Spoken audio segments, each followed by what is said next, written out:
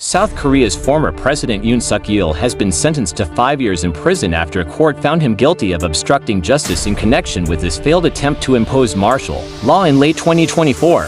The ruling marks the first criminal conviction linked to one of the most serious political crises in the country's recent democratic history. The Seoul Central District Court ruled that Yoon abused his presidential authority by deliberately blocking law enforcement agencies from carrying out their legal duties. According to the court, Yoon ordered members of the Presidential Security Service to prevent investigators from executing an arrest warrant against him in January 2025, creating a prolonged standoff that undermined the rule of law.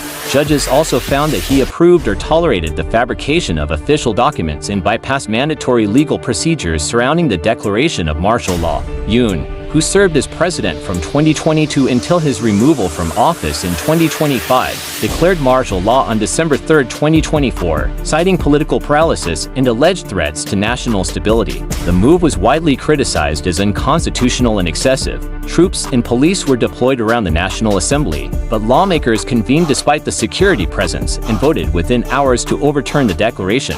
Massive public protests followed across the country, recalling memories of South Korea's authoritarian past.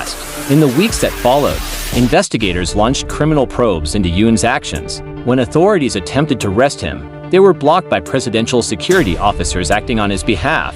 The court said this resistance was a clear act of obstruction, emphasizing that even a sitting president is not above the law. Judges noted that Yoon showed little remorse and continued to justify his actions as necessary, which weighed against him during sentencing. The 5-year prison term is less than the 10 years sought by prosecutors, but legal experts say it remains a significant punishment for a former head of state.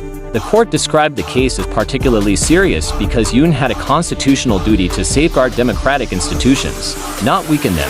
His actions, the ruling said, caused widespread confusion, fear among the public, and long-term damage to political stability. Yoon was impeached by parliament following the martial law episode, and the Constitutional Court formally removed him from office in April 2025. Since then, he has faced multiple criminal cases stemming from the same events. The obstruction of justice case decided this week is the first to reach a verdict, but it is not the last. The former president still faces a major insurrection charge related to the martial law declaration itself.